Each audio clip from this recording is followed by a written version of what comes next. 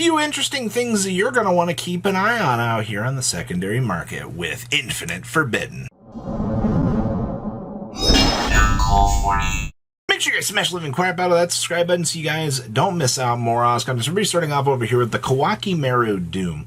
And it's actually been discussed by a few people that Doom is a interesting little tech choice out here that is, I guess, something for consideration out here if you're trying to play any of the, I guess, against Fiendsmith or anything like that. Because remember, Doom, I mean, during the end phase, destroy this card unless you send an Iron Core from the hand, or, you know, you have to reveal a Fiend monster in your hand to keep this thing up and running. And it allows you to negate the effects of light and dark monsters that activate during the main phase. It does not negate the activation or anything, it just resolves them into a resolution of them not actually resolving.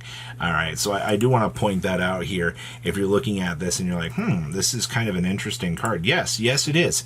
It gives you some interesting little side room along the way for potential options to just mess around with.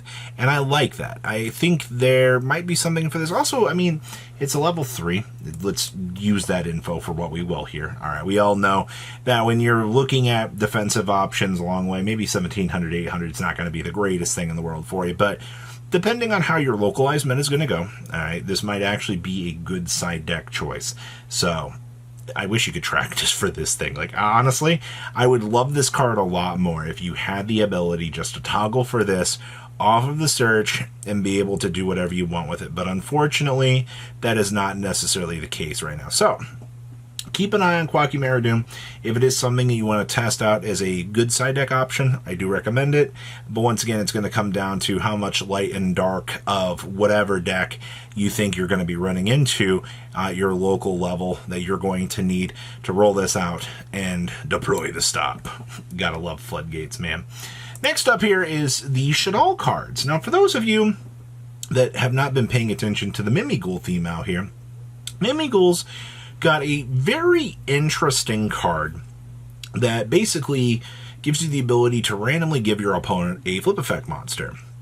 Now, you could be wondering, so in what purpose would I want to be using this with Shaddolls? Well, it's because you also get one of the monsters off of the Mimighoul maker as well. This is the first time that we could really say that we've given a searcher to the Shaddoll archetype. Now, all real things considered out here, giving your opponent maybe one of the less desirable Shaddolls would be idealistic, or, you know, unfortunately, you could take the high roll and try to get like a Shaddoll Beast, but there's a 50-50 that you might be giving that Shaddoll Beast to your opponent, and congratulations, you just gave them a draw too. That's not exactly what you want to be doing out here in terms of the fun ideas out here. I just want to point out here that I think it's really cool that Shaddolls have a method of search now. But you just have to give your opponent one of them. It's very similar to the spell card that you reveal the 3 level 1s, and then you basically get one to your hand. It's Jack in the hand, effectively, but with a little bit more pizzazz along the way. Let's call it what it is. All right, I like the idea that Shaddolls are searchable. Honestly, speaking of the Mimighoul card, and the way that the Mimighoul theme is working with these potential flip effect monsters out here, there are so many ideas that are kind of present here for you to mess around. The Shaddoll is not the only real thing to kind of consider out here, and leads us to our next little talk here, the Fire Sorcerer. Now, for those of you that have forgotten that this card actually exists, it's a flip, and it randomly selects 2 cards from your hand.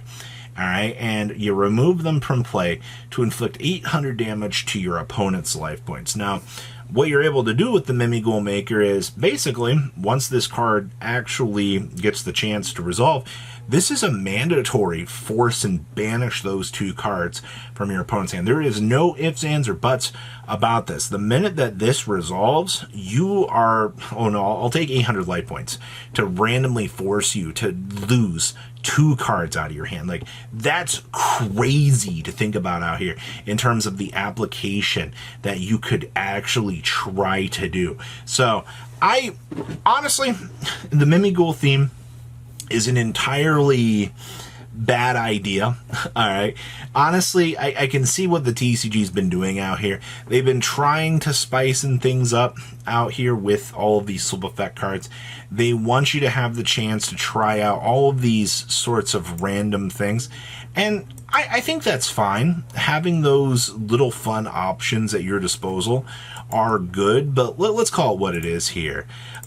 You have to work really hard to pull off some of these, I guess, not necessarily good lines of play, but there's that. There's also the Hero Shadow Scout, which lets your opponent draw 3 cards, but they lose every spell that they draw. I'm not trying to give my opponent like a draw 3, like that's crazy. Like the Fire Sorceress and the Hero Shadow Scout have been the 2 big ones that have been talked about out here the most. So you do with that what you will. A lot of interesting discussion points between those. But yes, I would keep an eye on the Fire Sorcerer. I think that's the real good one here. Now let's talk about the Ace of Spades speculation. I know, right? A speculation video talking about this. Now remember, it's a monster with 2,500 or more attack, and a face-down monster with 2,500 or less defense.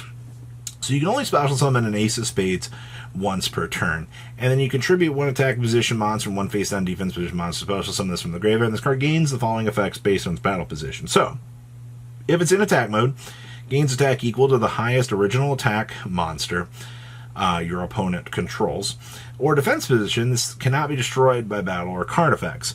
So basically what you're doing here is you can super poly with your opponent's cards in attack mode with your set to kind of give you this monster to use as like an extra option to be able to do things with. I think it's a solid choice for the Mimighoul deck. I'm not exactly, a lot of people have been speculating on Ace of Spades.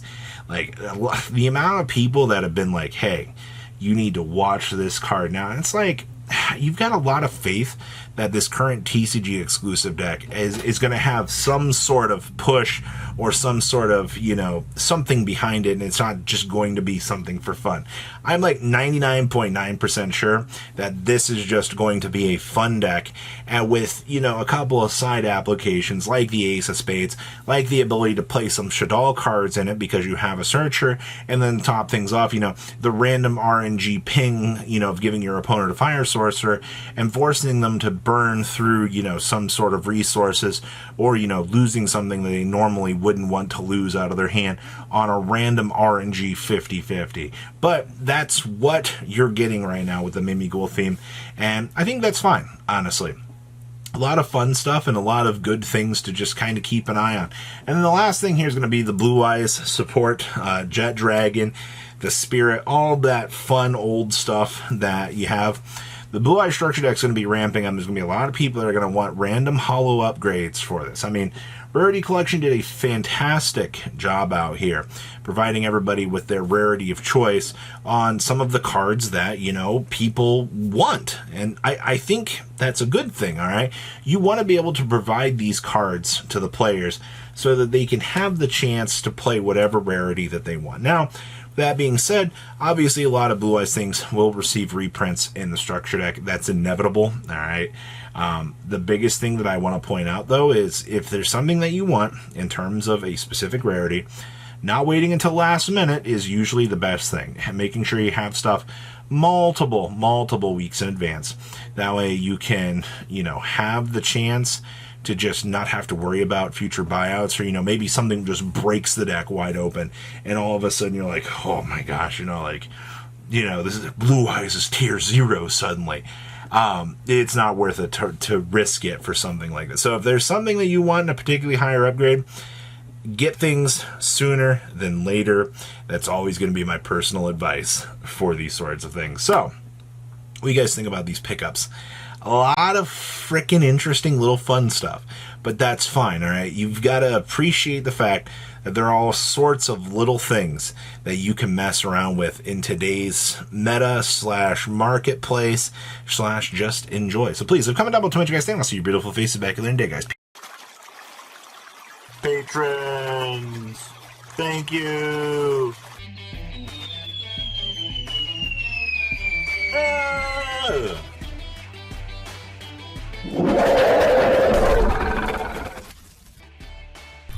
Thank you so much for watching. Check out these other videos.